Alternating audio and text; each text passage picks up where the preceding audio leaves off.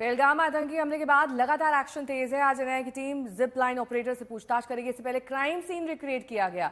इधर सुरक्षा के लिहाज से जम्मू कश्मीर में 48 टूरिस्ट स्पॉट्स बंद कर दिए गए हैं। खबर यह भी है कि आतंकी हमले के मद्देनजर आतंकी हाशिम मूसा की पहचान की गई है।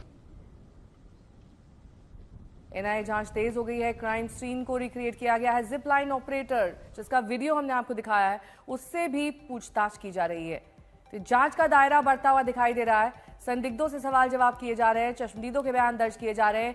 एंट्री एग्जिट पॉइंट्स की पड़ताल की जा रही है। वहीं क्राइम सीन को रिक्रिएट किया गया है। मृतकों के परिजनों से भी बातचीत की जा रही है। सबूतों और सुरागों की पड़ताल की गई है। जो 2 फोन्स आतंकी लेकर भागे थे उसको लेकर भी जांच तेज है। तो जंगलों और पहाड़ों में छिपे हो सकते हैं आतंकी। 2 बार ऐसा हुआ है जब सुरक्षा बलों की टीम इनके काफी नजदीक तक पहुंच गई थी। अब मास्टरमाइंड मूसा पर कई खुलासे हुए हैं। कई ठिकानों पर छापेमारी जारी है। चलिए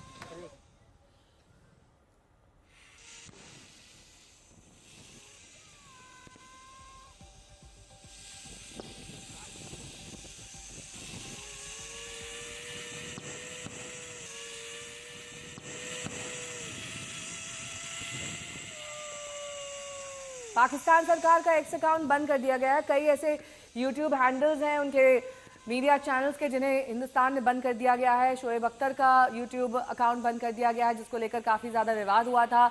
इसके साथ आपको बता दें कि ज़्यादातर पाकिस्तानी अकाउंट्स सोशल मीडिया पर हिंदुस्तान में बंद कर दिए गए।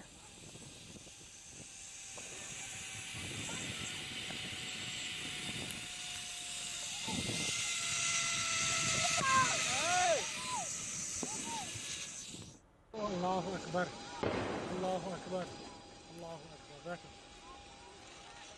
अब रुक करेंगे शतक आज तक का।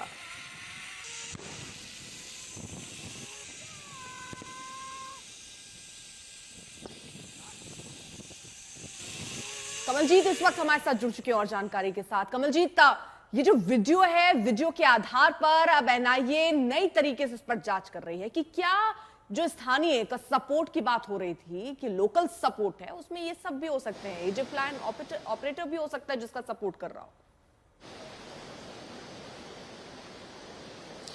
देखिए, ये बेस्ड ऑन सस्पिशन है क्योंकि ये आदमी सामने आया है।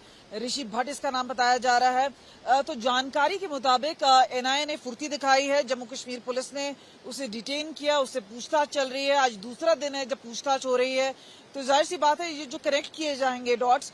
लेकिन उनका ये मानना है कि क्योंकि अगर गोलीबारी चल रही थी तो इस तरह का अगर कोई स्लोगन देता है तो वो प्रेयर भी हो सकता है, फियर भी हो सकता है, कुछ भी हो सकता है। तो ये अभी एक सस्पिशन ही है। फिलहाल जो बात कर रहे हैं, कई ऐसे वेंडर्स हैं, घोड़े वाले हैं, जो बाकी लोग मौजूद हैं, उन्हें राउंड अप जरूर किया गया था, उनसे पूछताछ की गई थी और तब भी यही आया था कि कहीं ना कहीं कोई लोकल सपोर्ट तो नहीं है। क्योंकि जो पहली जो लिस्ट आई है, स्केचेस आए, उसके बाद फोटोग्राफ्स आए।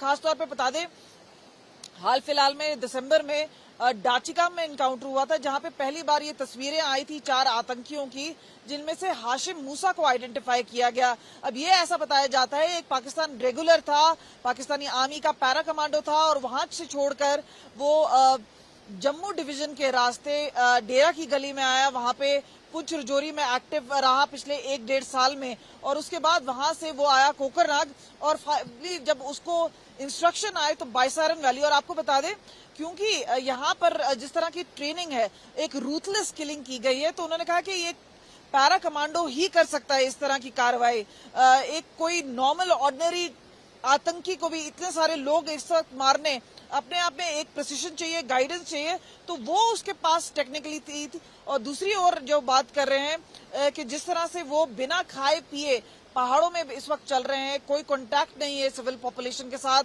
और जंगलों में जिस तरह से वो छिप रहे हैं, तो एक वहां पे भी एक निशानी आ रही है कि कहीं ना कहीं एक मिलिट्री, एक प्रिसिशन ट्रेनिंग उसके पास जरूर है। जाहिर सी बात है, छापेमारी की जा रही है, सर्च ऑपरेशंस को इंटेंसिफाई किया जा रहा है, तो ये सारी चीजें की गई है। पर हमने जिस तरह से पुंछ और रजौरी में भी देखा कि जितनी घटनाओं को अंजाम दिया गया और बहुत सारे सर्च ऑपरेशंस वहां पे भी कैरी आउट किए गए थे, लेकिन काफी हद तक नामो निशान नहीं मिल पाया था। काफी देर तक हालांकि वहां पे भी काफी जो आतंकी है न्यूट्रलाइज की गए।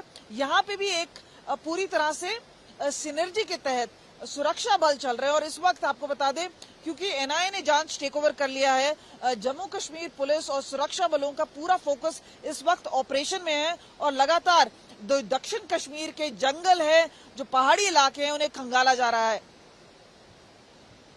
कमलजीत, इसके साथ ही जो दो मोबाइल फोन्स आतंकी अपने साथ ले गए, एक टूरिस्ट का था, एक किसी लोकल का बताया जा रहा है, वो किस मकसद से किया गया?